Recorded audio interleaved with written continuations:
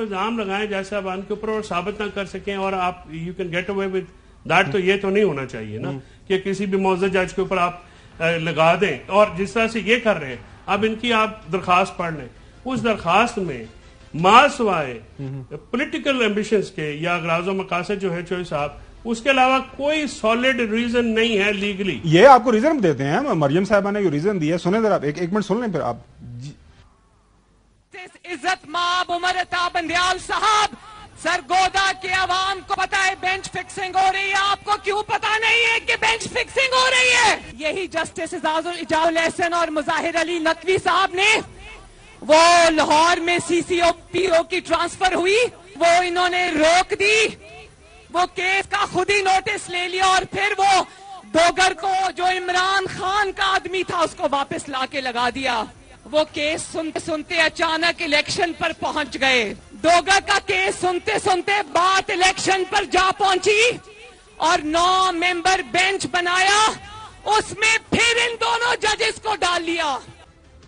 اچھا، آج chief justice صاحب کے سامنے جب یہ نوٹ پڑا گیا جسٹس مندوخیل صاحب کا، تو چیف جسٹس عمر عطا بندیال صاحب نے یہ فرمایا جناب اعلیٰ یہ جو آپ پڑھ رہے ہیں یہ 16 کو ریکمینڈ کیا تھا جسٹس مندوخیل صاحب نے اور جسٹس اعجاز الاحسن صاحب نے کہ یہ جناب اعلیٰ یہ مفاد عامہ کا معاملہ ہے، اس کے اوپر 100 موٹر نوٹس لیں 90 دن کے اندر. مظاہر النقوی صاحب، تو اس کے اوپر جو ہے 100 موٹر نوٹس لینے کی ضرورت ہے.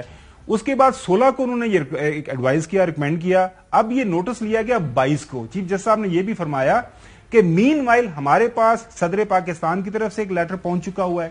Meanwhile 2 speakers custodian of the house جو ہے خیبر پختونخوا اور پنجاب، وہ ان کے جو اسپیکر صاحبان ہیں ان کی طرف سے ہمارے سامنے ایک اپلیکیشن آ چکی ہوئی ہے.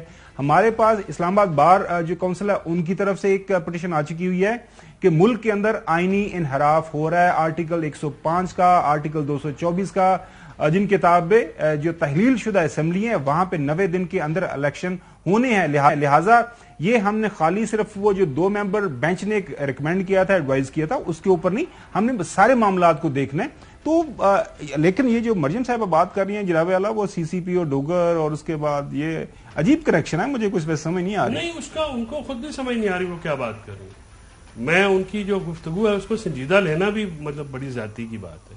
جو وہ گفتگو، وہ چیف آرگنائزر ہے بڑی پولیٹیکل پارٹی، چیف آرگنائزر اگر بڑی پارٹی کی اپنا وہ اس طرح کی کوئی بونگیاں مارے یا کوئی اپنا ان لاجیکل بات کرے رہ گئی ہے تو حکومت جو چلا رہے ہیں اس وقت، یہ تو کوئی بات نہیں ہے نا.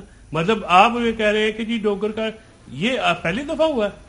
یہ جو ججز کے نوٹس آئے ہیں، جب یہ ایس ایم سی 4 لیا گیا تھا قاسم سوری کی رولنگ کے اوپر، وہ کیسے ہوا تھا؟ آپ نے اس کا آرڈر پڑھا؟ اس آرڈر میں یہ لکھا ہے چیف جسٹس صاحب نے، اس وقت بھی عمر عطا بندیال صاحب تھے، کہ 9 ججز میرے پاس آئے ہیں، انہوں نے کہا جی یہ رولنگ انہوں نے دی ہے، یہ کانسٹیٹیوشن کی وائلیشن ہو رہی ہے، تو یہ معاملہ ہوا ہے، تو اس کی بنیاد پہ ہم بینچ بنا رہے ہیں. اور وہ آپ کو پتا ہے کہ وہ سیٹرڈے کو بھی اور مطلب سنڈے کو مطلب معاملات ہوئے تھے. بالکل صحیح. مطلب آپ اور پھر یہ آج چیف صاحب نے یہ ریفر بھی کیا ہے کہ جو اس وقت آپ کے اور یہ جو معزز جج صاحبان تھے اس بینچ میں شامل تھے. جی چوہے صاحب. فیصل چوہدری صاحب اور خاور گومر صاحب، معاف کرنا، مریم کا جو بھی بیانیہ تھا ووٹ کو عزت دو، فلاں ڈمکان حملے، وہ ہو گئے ناکام. ان کی جو پورے ملک کے دورے ہیں ان کو کوئی سیریسلی نہیں لے رہا، اور وہ ٹینٹ لگا کے کنونشنوں کے نام پر آگ اگلتی ہیں اور ٹیلی ویژن پر بیانات دے.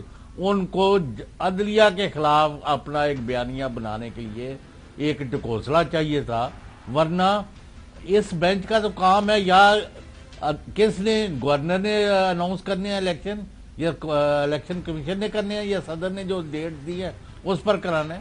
وہاں تو کوئی اور چیز ہے ہی نہیں ہے کسی پر، نہ کوئی کسی فرد پر حملے ہو رہے ہیں، نہ کسی کا کیس وہاں سنا جا رہا ہے. اچھا جوہری صاحب، جو میں آپ کی بات ٹھیک ہے، لیکن یہ لاہور والوں کے پاس کیا گدر سنگھی ہے؟ آپ نے 1997 میں بھی آ کے مارا ہمیں اسلام آباد میں، جو آ کے وہ تو فزیکل حملہ ہو گیا. اب جو ہے آپ ہر روز جس طرح تقاریر کے اندر ان کے وزراء اور ساری چیزیں سامنے، رانا ثناء اللہ صاحب نے بھی ریسنٹلی کہا ہے، اس کے بعد مریم صاحبہ کا بیان. تو یہ لاہور میں رہ کے کیا چکر ہے؟ کوئی 100 نوٹس بھی نہیں ہو رہا میرے خیال میں. فیصل صاحب، ابھی ججوں کے خلاف جو یہ گالیاں دی گئی ہیں معاف کرنا، تو اس پر ابھی تک چیف جسٹس پاکستان عمر عطا بندیال نے ایکشن کیوں نہیں لیا؟ جناب یہ ایکشن ہوگا, آپ دیکھیں گے بڑے تحمل سے جج صاحبان چل رہے ہیں, جج صاحبان بڑے آنریبل اور ڈگنیفائڈ طریقے سے چل رہے ہیں. یہ جو انہوں نے معاملات کیے ہیں یہ تو ان کی گھبراہٹ آیا ہو رہی ہے, یہ معاملہ انسیٹلڈ نہیں جائے گا, اس کو ایڈریس کیا جائے گا. بلکہ آج جب وہاں پہ ایک وکیل صاحب نے یہ کہا, اظہر صدیق صاحب نے شیخ رشید صاحب کو ریپرزینٹ کرتے ہوئے, کہ انہوں نے یہ کہا تو چیف صاحب نے کہا اس کو ہم بعد میں دیکھیں گے. تو پہلے تو دیکھیے, پہلے معاملہ یہ ہے, پہلے معاملہ عوام کا دیکھنا چاہیے ججز کو, اور اس میں تمام ججز کو اپنی ذات سے بھی اوپر ہو کے دیکھنا پڑے گا, کیونکہ اس میں میرے آپ کے 20 کروڑ 22 کروڑ عوام کے جو بنیادی حقوق ہیں وہ دفن ہو گئے ہیں, ان کو زندہ کرنا ہے.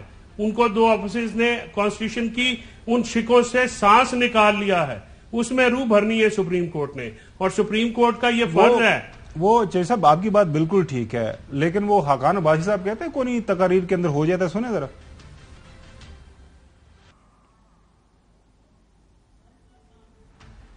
یہ سیاسی بات ہے, سیاسی جلسے ہیں, ان میں بات کرنی بات آدمی کرتا ہے.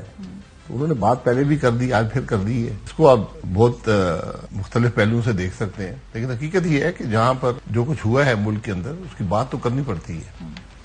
مسئلہ یہ ہے کہ 1997 میں ایک فزیکل اٹیک ہوا, اس کے بعد میرے سامنے ایک کلپنگ پڑی ہوئی ہے, سپریم کورٹ کے باہر فائرنگ کرنے والا نوجوان گرفتار, اس کا بھی کسی پولیٹیکل پارٹی کے ساتھ تعلق تھا, اور فائر ہوئے اور اس نے سپریم کورٹ کی بلڈنگ کے اوپر فائر کیا, اس کا ایک اپنا ایک نقطہ نظر تھا.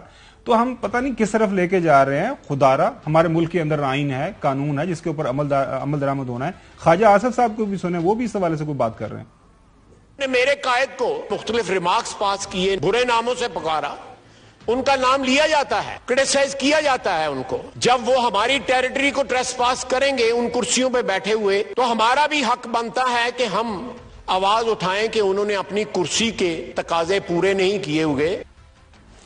تو چوئی صاحب, دونوں چوئی صاحب آنا ہے, دونوں سے میں کامنٹ چاہوں گا. پہلے فیصل چوئی صاحب سے, وہ کہہ رہے ہیں کہ جی آپ ہمارے خلاف اس طرح کی بات کریں گے تو ٹریس پاس کریں گے تو ہم بھی ٹریس پاس کریں گے. واٹ ڈز دیٹ مین؟ نہیں دیکھیے, یہ تو گھبراہٹ کی نشانی ہے. یہ ان کو پتا ہے آئین انہوں نے معطل کیا, آئین انہوں نے معطل کیا, اور ان کو اب یہ لگ رہا ہے کہ آئین نے جب اپنا راستہ لینا ہے, جب قانون نے اپنا راستہ لینا ہے تو پھر اس کے کانسیکوینس ہوں گے. خاور گھومن صاحب, آئین کو معطل کر کے کوئی بندہ جو ہے نا, یہ جو وہ بالکل واک اوے نہیں کرے گا, اس کی سزا بھی ہوگی, اس کی اوپر جو ہے مکمل معاملات بھی ہوں گے, اور عوام اس کا فیصلہ کرے گی. جو آنے والی حکومت ہے پنجاب کی پاکستان میں, وہ اگر آئین کی اس کی جو ہے جس طرح سے یہ پامالی ہوئی ہے, اگر اس کو یہ نہیں کر سکے نا ری ایڈریس, اور اس کو ٹھیک نہیں کر سکے, تو پھر جیسے پہلے عامر جو فارغ ہوتے رہے, تو یہ کوئی طریقہ کار ہے کہ آپ کو آئین میں ایک مینڈیٹ دیتا ہے اور آپ جو ہے وفاقی وزراء بیٹھ کے اس کی تقریر کی نیت بھی ہے نا, اس میں عمل بھی ہوا ہے, اور یہ سارے معاملات ٹیک اپ ہوں گے. جی یہ ایسے نہیں جائیں گے. جی جوئی صاحب. فیصل صاحب یہ کرنا کیا چاہ رہے ہیں, یہ مجھے آپ ایک سوال کا جواب دے دیں. سر یہ تباہی کرنا چاہ رہے ہیں, سپریم کورٹ کو تقسیم کر کے پاکستان میں آئین کو عزم معطل کرنا چاہ رہے ہیں, اور کیا, اور اپنی وہ آپ نے کہا جو حلوے مانڈے اس کو بڑھانا چاہ رہے ہیں, اور کیا کرنا چاہ رہے ہیں. تو کوئی نہیں ان کے ہاتھ نہیں اگر روکنے والا. سر یہ انشاءاللہ سپریم کورٹ روکے گی, عوام روکے گی, آپ روک رہے ہیں. اچھا, ایک بڑا اہم سوال ہے. آج جسٹس اطہر منیلا صاحب نے بات کی کہ ایک فل ممبر بینچ بنا دیا جائے, بات ہوئی, انہوں نے کہا, لیکن آج پارلیمان کے اندر خواجہ آصف صاحب نے ایک لارجر بینچ کی بات کی. ان کی خواہش سنیں, وہ کیا فرما رہے ہیں. یہ مسئلہ جو ہے نو قابل احترام جج صاحبان نہیں بلکہ فل کو کا جو ہے متقاضی ہے. میری درخواست ہے عدالت عظمیٰ کے آگے پورے کورٹ کا بینچ بنا کے جو ہے پاناما سے سٹارٹ کریں, جنہوں نے. اچھا ناظرین, ہم آپ کے ساتھ شیئر کر رہے ہیں کہ ہسٹوریکل فیکٹ. فیصل چوئی صاحب کا بھی کامنٹ چاہوں گا. چوئی صاحب 2012 کو شاید اصغر خان کیس کے اندر ایک فیصلہ آیا تھا, اور وہ بھی 184 کے آیا تھا, اور اس کے اندر میں ججمنٹ پڑھ رہا تھا, لکھا ہوا ہے کہ the general elections held in the year 1990 was subjected to corruption and the corrupt practices. As in view of the overwhelming material produced by the parties during hearing, it has been established that the election cell, وہ سارا explain کیا گیا کہ کس طرح پیسے provide کیے گئے جو ایک پولیٹیکل پارٹی کو, آئی جے آئی کو, اس کے اندر محترم نواز شریف صاحب موجود تھے, پھر وہ آپ کو پتا ہے پرائم منسٹر بنے, اور ایک اسٹینڈنگ انسٹرکشن ہے کہ جناب اعلیٰ ان کے خلاف کوئی ایف آئی اے کوئی کرے انویسٹیگیشن اور کوئی قرار واقعہ سزا. تو خواجہ صاحب سے گزارش ہے کہ وہ تھوڑا سا 2016 کی بجائے 2012 تک آ جائے, زیادہ پیچھے نہ ہے. جو انویسٹیگیشن آپ نے پرانے کا سارے یہ آپ نے کچا چھٹا نکالنا ہے. آپ پاناما پہ ان کے اتحادیوں کے جو فیصلے کے بعد ان کے بیان دیکھ لیں, پاکستان پیپلز پارٹی کے لوگ بھنگڑے ڈالتے تھے, وہ آپ نکال لیں. تاریخ ہے نا, یہ ڈاکیومنٹڈ ہے. یہ تاریخ اب وہ نہیں آتی جس میں کوئی ہیرا پھیری ہو.